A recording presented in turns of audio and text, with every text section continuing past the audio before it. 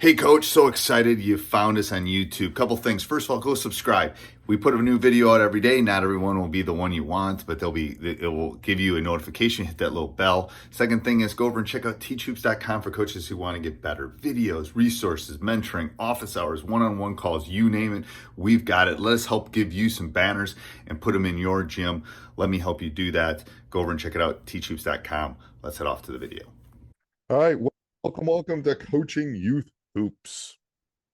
Coach. It's basketball season. It is. It's basketball season. It's the best. I said that right here, the right here. Where is it? season. Where is it? Right there. I'm pointing to it. We interrupt this marriage to bring you basketball season.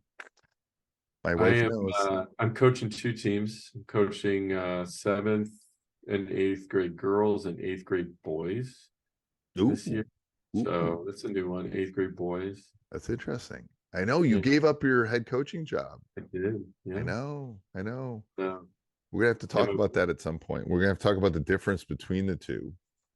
Yeah. And all three of them. That should be a topic at some point. We should talk about that. Well, that'll be good. Yeah. Difference between high school and then middle school boys and middle school girls. That would be an interesting. Huge difference.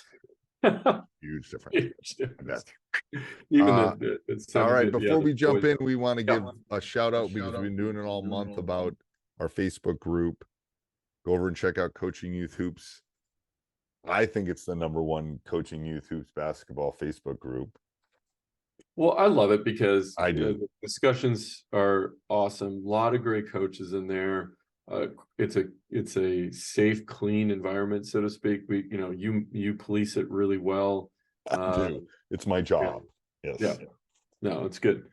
To make sure everything's clean and good and everyone's talking about it. But go over and check it out. You just go into Facebook, type in Coaching Youth Hoops, go into groups, and it will be there. It'll pop up. It will have our logo.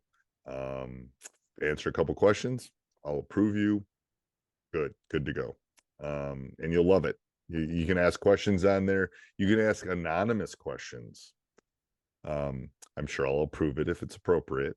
And we have a range of coaches, some that have just started and some that have been doing it as long as you and I have. So I like the anonymous thing that Facebook added recently because sometimes people want to just ask a question. If it's, no one's I don't think I've ever had anyone ask an anonymous question that's inappropriate. I think they just don't want to well, they're afraid maybe that they're neighbors on it or something. It's something. Good. It's fine. I love that part of it, or maybe they feel embarrassed by asking the question. Right, exactly. Something they should know already, and they feel like they should know. I love that. So feel free to come over and do that. All right. So today's topic, I think, came from the Facebook group too. It came from the Facebook group, and I would obviously look at the questions and what coaches are interested in. This one caught my eyes. Actually, you posted it. It's what is the one skill that should be taught at the elementary level? So if you only had to pick one skill, obviously that's no, but if you only had to pick one thing, what would you do? Hey, if you could only pick one sense, what sense would you get rid of? I'm going to go off tangent here for a reason. Of your 5 senses, which one would you get rid of? Which one would I get rid of? Wow. I think it would be smell for me. Yeah, smell. Yeah. Because I don't think I want to get rid of taste. I definitely would not want to get rid of sight or hearing. No. Or touch. Yeah. I think it's between taste and smell. Anyway, as people are listening to this is just what we do. Let me know what you think. We're human. Yeah, what would you get rid of?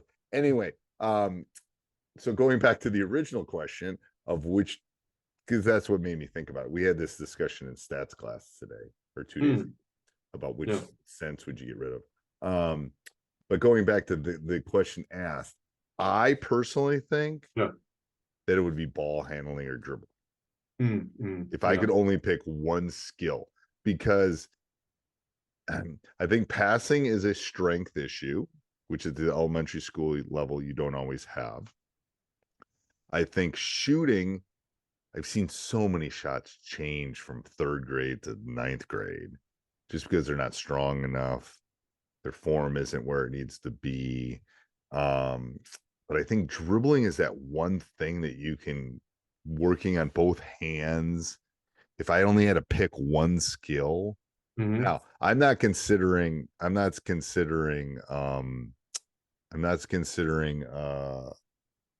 like effort or toughness, or Right, right, right, I'm right. considering an actual basketball Tangible skill. actions. Yeah. Yeah. Yeah. Yeah. Yeah, I mean, I think that's a solid one. I recently changed, as you know, I train as well. So small groups, individuals, and I really changed my training philosophy. I used to be more of, I'm going to teach you a lot of different skills. Okay. And the one thing, if it's a younger player, high school's different, you know, but if it's a younger player, I'm for the first 6 to 8 weeks, depending how advanced they get through the program, is I teach shooting. We spend, you know, the first session, if they're just a brand new shooter, we're spending an hour for their hour shooting. And I'll tell you why. How many times has someone asked, parent, friend, how many defensive stops did you get? How many dribbles did you make in the game? Right. What does it always come back to? It's how many points did you score? Hey, how many, you know, grandma, hey, grandma had a game today. Well, how many points did you score? Oh, I scored nothing. Right. And they get depressed. Right. You're saying they give up the game. So they give up the game. Right. And the shooting gives them hope and confidence. They can sit in a corner, spot up, and shoot. They can take one dribble near the basket and be able to shoot. So that has really transformed the way their self-esteem. I hear that. I part of me agrees with that. Part of me agrees that if you are the ball handler on the floor, you can create things. So here's my counter to that is 100% agree. Yeah. But if I'm LeBron on the floor in third grade and I can handle the ball, I can get to the rim. I can create shots that that maybe I can't. And again, I'm looking at this probably more in a boy's lens than a girl's lens. That the person on the floor that has the ball in their hands, especially at the elementary level, seems to dominate the game more than the kid that can shoot. That's my only theory with it. I don't disagree with anything you said, as far as confidence and building, and that's what they ask, and I'll play the game longer. So you might be more right than me. I'm just saying that's my observational study, is that person on the floor that can handle it. They tend to be able to shoot a layup, and they tend to be able, if they can do that, they tend to be able to create their shot. Yeah. That was my argument with the dribbling part of it at the third, fourth, fifth grade level. So this is something new that I started this summer, and there was this kid. I'll give you one example. Let's see, when did he start with me? 6th grade now. So no, he's 7th grade now, 6th grade. So he was in 6th grade towards the end of last basketball season. He was in a rec league, our local rec league, and couldn't shoot, wasn't a really good basketball player. I started seeing him. The first session we had, I was thinking, yeah, maybe you should take up a different sport. I mean, that's how he just wasn't coordinated, and he couldn't shoot. He was shooting with 2 hands. You know, and at that moment I said, you know what, what's going to give this kid the most confidence to keep on going? And I thought to myself, well, I'm going to work on shooting.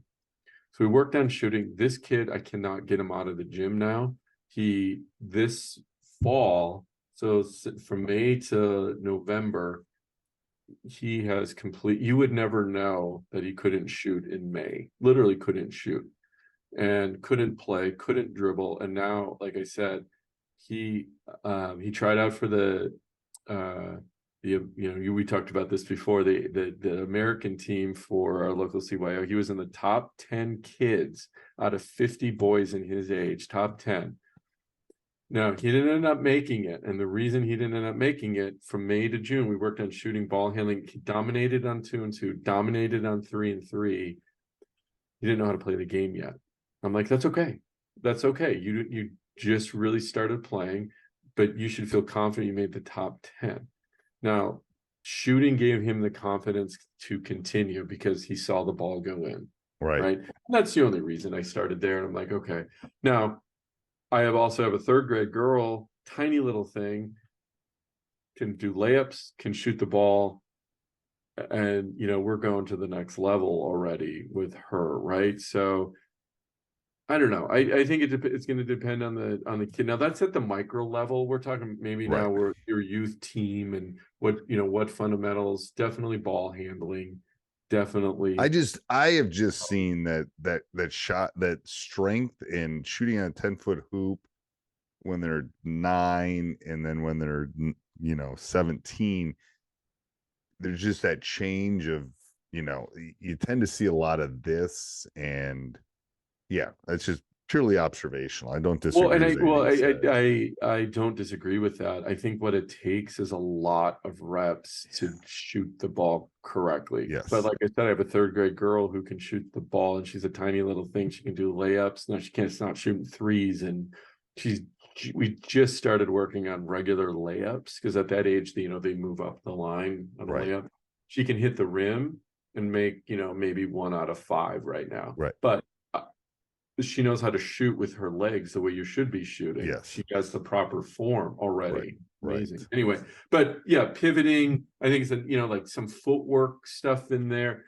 Let me ask you a different question. Okay, so now we know your number 1 thing is ball handling. Is that correct? That's what you said, right? Yeah, I don't think you've changed my mind, but yes. No. So let's go top 3 now. So if I'm a youth coach, these are going to be my daily vitamins, right? So 1 is ball handling, which is different than dribbling, by the way, in my opinion. Yeah. Okay. Ball handling, dribbling, whatever. It's the same thing. Dribbling, just like when we're old. I would say 2 is defense. How'd you get those balloons? I have no idea where those balloons came from. Did you just see that? Yeah. Is your birthday? No. Anyway, I don't know how that happened. Anyway, we'll see if that actually shows up. Anybody that's listening, there's like balloons just happened on my thing. I don't know why that happened. Yeah, happy birthday. That's not my birthday. I would say defense, and then I would put shooting. So I would put the defensive fundamentals would be my 2nd skill, I think. Okay. But ahead of like rebounding or passing, or I think the defensive principles, like help line on the ball. And then I would put shooting 3rd. Probably not the normal answer, but that's what I think. Yeah. So ball handling, defensive principles, and then shooting. Yep. Is that what I heard? In the elementary level. At the elementary level. Yeah. Well, Coach Mark, he agrees with you. Dribbling and man defense principles were his 2. Again, this is off our Facebook group. Yeah. I love this answer. To love basketball. Hopefully that's right. But that kind of goes to my argument, right? Ball goes in, I get excited. I love basketball, right? Right. No, I mean, I'm not disagreeing with you. You made me think about it from a different standpoint. There's a lot of answers: layups, ball handling, defense, work as a team. Good one. Pivoting. Footwork could be in there at the younger level. Even knowing at the young levels, they don't even know how to run in some respects. Their gait is bad. You could teach them how to run. Like, here's how we run down the court. But I know, I love that. So this is the reason you should go over and join the Facebook group. I'm going to just circle back to the beginning of the podcast because you can jump in on this discussion. I'm sure this has been popping at the top of the discussion board for a while. Anything else on this, Coach? No, again, I think this was a great discussion because it is hard when you have one or two practices. What do you focus on? You have so much to focus on. And, teaching them, and if you obviously can combine drills where you're working on, multiple tasks at the same time, that's always better. But yeah, this is, had quite a few, it was a big discussion on the Facebook group. So go over and join it. Facebook group. All right. Till next week, Coach. till next week. Hey, Coach. So glad you enjoyed that video. Hope you did, at least. Let me know how I can help. Join Teachhoops.com. I've been through it all. I've won championships, got a lot of rings. Let me know how I can help you become a better basketball coach, too.